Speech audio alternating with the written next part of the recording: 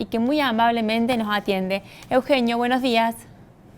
¿Qué tal? Un placer estar con ustedes. Bueno, muchas gracias por tu tiempo y obviamente ya pasaron 48 horas de lo que pasó el viernes, porque el sábado y el domingo notamos que hubo una merma, quizás una situación un poco más controlada, pero ¿qué nos podés decir?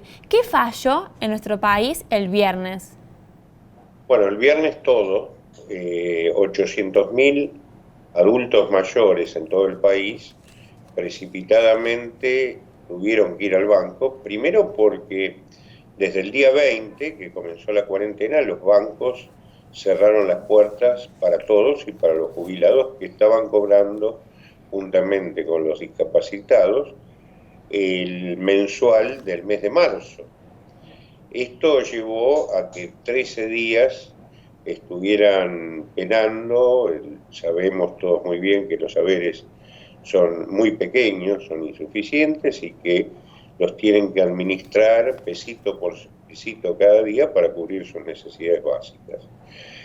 No bien se anunció que iban a abrir los bancos y que los bancos inclusive en un anuncio muy confuso por parte de ANSES dijeron que iban a estar abiertos el viernes, lunes y martes, llevó a que la noche del jueves ya esos 800.000 jubilados, pensionados, acudieran a hacer largas colas a la intemperie sin resguardo alguno en términos de la prevención respecto a la epidemia. Y las imágenes que hemos visto y que, bueno, algunos las hemos verificado directamente a primera hora, a las 6 de la mañana, era escalofriante, por lo cual vimos dos cuestiones básicas. Primero, algo habitual en Argentina, más allá de las administraciones que van pasando, que es el abuso y el maltrato al adulto mayor. Es una figura que en muchos países está en el Código Penal y en este caso se trata de abuso y maltrato llamado estructural porque lo genera el propio Estado, que es quien debiera proteger al adulto mayor. Y el otro gran tema es que en paralelo se rompieron los cánones de la cuarentena, que es el único gran escudo que tenemos los adultos mayores para no ser presas de la epidemia. Así que realmente esto tiene que ser tenido muy en cuenta. Me parece que los responsables de este tipo de acciones, que son funcionarios del Estado, no pueden permanecer en sus funciones, pero bueno, esto es una decisión que a mí me excede. Yo lo planteé ese mismo viernes a las 6 de la mañana. Lo cierto es que después, sábado y domingo, el cual señalabas, funcionaron bien con el horario extendido. Entonces uno se pregunta, ¿por qué por primera vez funcionan los bancos, abren los bancos sus puertas sábado y domingo en horario extendido? ¿Y por qué el día 20 no se siguió pagando normalmente a los jubilados, a los pensionados, en lugar de juntarse 800.000, como ocurrió a nivel país, se hubiesen juntado 80.000 a nivel país cada uno de los 10 días que pasaron hábiles, se hubiesen pagado casi con determinación de horarios, con ordenamiento, sin padecimientos. Eh, Nos preguntamos por qué el 20 era una actividad eh, especial o indispensable en la ferretería y no los bancos. Y al día de hoy se sigue discutiendo si es una actividad esencial o si es de interés público y no ha sido declarado de ninguna de las dos formas. Desde la Defensoría, de Eh, hecho, ustedes lo habían pedido, Eugenio, desde el 20 de marzo efectiva, justamente, que se extendiera el efe- plazo. efectivamente, porque era algo que se veía, es decir, desde los dos lados, del padecimiento de quien no cobraba y de lo que iba a pasar cuando liberaban ese pago. Por eso no puede haber desconocimiento de esto, y me parece que en el futuro inmediato es necesario no solo que se afiaten los esquemas, sino a su vez que se incorporen muchas más bocas de expendio, muchas más bocas de pago. Son muy pocos los bancos privados que pagan a jubilados. Hay que exigirle al resto de bancos que también se hagan cargo del pago a jubilados. Hay que exigirle a todos los bancos que en las zonas más populosas, que son las que más sufrieron, donde más pobreza hay, que haya cajeros automáticos y que esos cajeros funcionen. Hay muchísimos que tienen que venir yo estoy muy cerca de La Matanza, tienen que hacer 3, 4, 5 kilómetros hasta la capital para poder tener un cajero que les habilite el pago.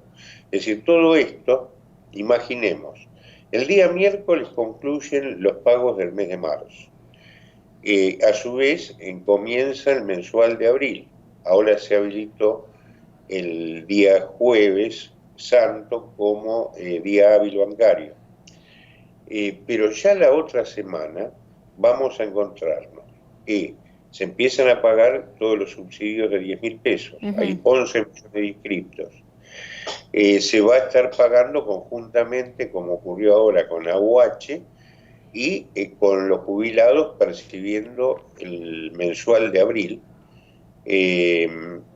Si no se toman los recaudos, si no se abren nuevas bocas de pago, va a ser muy difícil entrar a poder armar esquemas donde se respete la distancia social, donde no tenga que esperar muchas horas una persona como ha ocurrido, a que encuentren el dinero.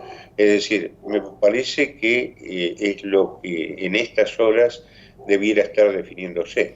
Eugenio, déjame preguntarte, porque obviamente que quizás la primera respuesta del gobierno fue culpabilizar a los adultos mayores que no sabían usar la tarjeta de débito. Digamos, esta idea de ¿para qué van a hacer la cola si pueden usar el cajero o pueden comprar con débito? Vos que estás en contacto con muchos jubilados, ¿qué pasa con esta? ¿Hay una resistencia a tarjeta de débito? ¿Debería haber mayores capacitaciones? ¿O es una realidad que no va a cambiar por un montón de años más? ¿Cómo lo ves? No, va a cambiar paulatinamente. Precisamente estamos preparando un trabajo, un libro sobre lo que es tecnología y envejecimiento. Los jubilados, los más mayores, les es muy distante la herramienta informática en muchos aspectos, en lo cultural, en lo ancestral en términos de su manejo, en la desconfianza que tienen. Alguien que vivió 70, 80 años en Argentina sabe que, por experiencia, que el lugar menos seguro para tener su plata es el banco. Esto es un disparate a nivel mundial, pero ¿qué confianza pueden tener los que tuvieron corralito, corralón, corralete en su vida? Es decir, hay ciertos resguardos y desconfianzas que se mantienen o se potencian a medida que uno es mayor. Y por otra parte, a esto acompaña que hay un 50% de la economía que es en negro en Argentina. Entonces, el jubilado agarra su pesito, que es muy poquito, otra de las cosas que debieran tener en cuenta los gobernantes, y con eso compra en comercios de cercanía pequeñas cantidades, 2 duraznos, 3 tomates, medio kilo de papas, y no usa la tarjeta de débito, así le haya llegado a su casa, porque tampoco el verdulero tiene un postnet para tomarle eso a través de una tarjeta. Claro. Entonces, hay un circuito que hay que ir transformando a través del tiempo, pero nunca se va a dar ese cambio, porque en los 13 días que tenían que haber organizado esto, los funcionarios empezaron a hablar de home banking, de billetera electrónica, de mandarle la tarjeta a la casa. Muchos la tienen saben dónde la tienen, en la mesa de luz, y nunca sacaron el PIN. Entonces, son cuestiones que hay que ir manejando, transformando, pero nunca en la emergencia. Es decir, los funcionarios tienen que tener en cuenta que no pueden trabajar con un ciudadano imaginario. Es decir, la cultura es lo que es, los ciudadanos somos lo que somos, y el funcionario tiene que interpretar esa realidad para que las herramientas que utilicen sean realmente operativas y estén al servicio de ese ciudadano. Exactamente. Y otra cuestión, también viendo las imágenes que se repetían de jubilados, jubiladas haciendo cola, me pregunto por las familias. No hay las familias no están acompañando a sus jubilados, nadie les dijo, mamá, papá, quédate, yo después voy al cajero. No hay ese vínculo tampoco de confianza o de cuidado. ¿Cómo lo ves? A ver, los problemas mayores serían grandes urbes. Primer dato, las familias a través del tiempo tienen o distancia geográfica o en sus quehaceres. Otra de las grandes cosas que está cambiando es la estructura de familia que ha conocido mi generación, que era la familia nuclear. Hoy hay familias extendidas, por eso todo el sistema de cuidados es mucho más difuso. Cuando yo era joven o chico había un papá con muchos hijos, hoy hay un hijo con muchos papás. Digo, es otra estructura, es mucho más laxa. Y por otra parte, los adultos mayores, y llegamos a adultos mayores para seguir siendo libres, para tomar nuestras decisiones. Lo que nos tiene que ayudar el sistema que nos circunda es a que lo podamos seguir haciendo. Si nos dan un haber de 15.000 pesos para una canasta que supera los 37, si a su vez nos dicen tiene que cobrar de tal o cual forma, pero tampoco nadie nos enseña, si tenemos que depender de... Están los jubilados que tienen familia y que su familia los ayuda, y muchísimos otros que no la tenemos. Esto es una realidad que tenemos. Si nos hubiesen consultado a los gerontólogos, algo de estas cosas que han pasado, hubiésemos dicho todo lo mismo. Es decir, cualquiera, nosotros hacemos asistencia directa, en mi caso hace 35 años, y con adultos mayores. Entonces, para mí el adulto mayor no es ni una ley, ni un expediente, es alguien como yo que dialoga conmigo sus problemas de salud, sus problemas de atención, sus problemas de contención familiar. Y esto es lo que un funcionario que a veces maneja finanzas no tiene en cuenta, que esas finanzas sirven en tanto y en cuanto lleguen a su destinatario. Si no, por ahí tenemos buenos números, balances positivos, pero el que debe recibir esos beneficios no los obtiene, o es más, obtiene la contracara de los beneficios, que es este daño que han generado y han sufrido el día viernes. Eugenio, la última pregunta, y así no te robamos más tiempo. ¿Qué pasó con la demanda colectiva que presentaron por la decisión del gobierno de modificar el cálculo de actualización de las jubilaciones por decreto? Bueno, el último paso fue llegar por vía de Persaltum a la Corte Suprema, que es quien tiene en conocimiento el expediente, y ahora fue declarada la feria, así que veremos cuando se reanude la actividad judicial. O sea, está en suspenso, digamos, no hay ninguna novedad. Sí, es decir, pasamos la primera, segunda instancia.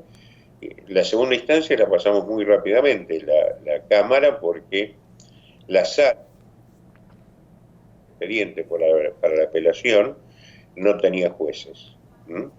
Entonces, eso nos llevó obligatoriamente a ir por Persaltum a la Corte. La Corte, cuando estaba por despachar el expediente, digamos, en los primeros pasos procesales, declaró la feria y volveremos a saber de esto no bien se levante esa feria. Bueno, entonces seguiremos en contacto con vos, Eugenio, para también seguir ese tema de cerca. Muchas gracias por tu tiempo y por toda la información y explicación que nos brindaste. Muy interesante también para comprender lo que pasa en Argentina estos días. Gracias a ustedes, ha sido un placer. Bueno, entonces en Punta La M, como te decíamos recién,